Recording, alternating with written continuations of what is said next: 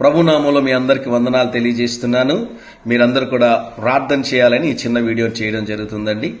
Israel దేశం, America దేశం రెండు దేశాలు కలిసి ఉదయకాల సమయంలో ఇరాన్ పైన మెరుపు దాడి చేయడం జరిగింది. చాలా రోజులుగా యుద్ధం చేస్తామని అమెరికన్ ప్రెసిడెంట్ డొనాల్డ్ ట్రంప్ చెప్తూ ఉన్నా కూడా ఆలస్యం అవుతుంది. కానీ బెంజమిన్ నేతన్యాహు గారు ఆశ్చర్యం ఏంటి అంటే ఇండియన్ ప్రైమ్ మినిస్టర్ మోడీ గారు ఇజ్రాయెల్ విజిట్ చేసి వచ్చిన 24 అవర్స్ లోనే ఈ వార్ అనేది డిక్లేర్ చేయడం జరిగిందండి. కనుక వార్ ఎస్కలేట్ అయింది. దాని కొరకు మీరందరూ ప్రార్థన చేయాలి. 122వ కీర్తన 6వ వచనంలో తెలియజేసిన ప్రకారముగా ఇశ్రాయేలు క్షేమం కొరకు ప్రార్థన చేయుడి. ఇశ్రాయేలా నిన్ను ప్రేమించి వారు వర్ధిల్లుదురని బైబిల్లో రాయబడి ఉంటదండి.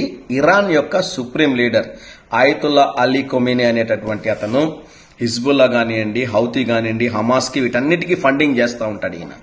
ఇవన్నీ కూడా ఇరాన్ యొక్క ప్రాక్సీ గ్రూప్స్ అన్నమాట. ఇవన్నీ ఇజ్రాయెల్ దేశం మీద వార్ చేస్తున్నాయి. అనేక సార్లు దాడి చేయడం జరిగింది. కనుక ఈసారి మటుకు గేమ్ ఈజ్ ఓవర్ అంటా ఉన్నారు. ఇప్పటికే ఆ డిఫెన్స్ మినిస్టర్ని కూడా చంపేయడం జరిగింది. దయచేసి మీరందరూ కూడా ఇజ్రాయెల్ దేశం కొరకు ఈ సమయంలో ప్రార్థన చేయాల్సినటువంటి బాధ్యత మనందరి మీద ఉందని దేవుని సేవకుడిగా తెలియజేస్తా ఉన్నాను.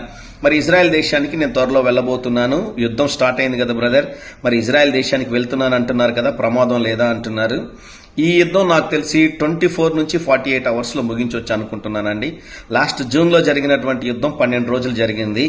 దానికన్నా త్వరగా ఈ యుద్ధాన్ని ముగించేటటువంటి అవకాశం ఉంది. ఇప్పటికే Iran supreme leader Ayatollah Ali Khamenei బంకర్లలో దాక్కున్నాడు అనే వార్తలు వస్తా ఉన్నాయి.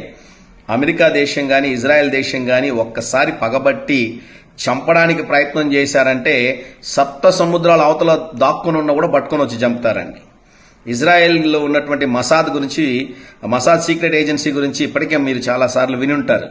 అంటే స్పై ఏజెన్సీ ప్రపంచంలోని టాప్ స్పై ఏజెన్సీ అన్నమాట. కనుక ప్రార్థన చేద్దాం ఈ సమయంలో. ఇజ్రాయెల్ దేశం కొరకు ప్రార్థన చేయండి. వెంటనే ఇరాన్ కూడా రిటాలియేషన్ స్టార్ట్ చేసిందండి. నైట్కి ఏమైనా స్టార్ట్ చేస్తుందేమో అనుకున్నాను, కానీ ఇరాన్ కూడా బాగానే స్పందించింది. అంటే అమెరికా బేసెస్ ఉన్నాయి దుబాయ్లో, ఖతార్లో, బహ్రెయిన్లో, మరికొన్ని మిడిల్ ఈస్ట్ దేశాలు ఉంటే వాటన్నిటి మీద ఇజ్రాయెల్ దేశం మీద కూడా ఇరాన్ తిరిగి మిజైల్స్ ని వేసిందనమాట. అక్కడ కూడా కొంచెం డ్యామేజ్ జరిగింది, కానీ ప్రాణాపాయం లేదు. ఈ సమయంలో మనం అందరూ ఇజ్రాయెల్ కోసం ప్రార్థన చేయాలి. దయచేసి సమయం తీసుకుని ప్రార్థించండి. దేవుడు మిమ్మల్ని దీవించునుగాక. Praise lord.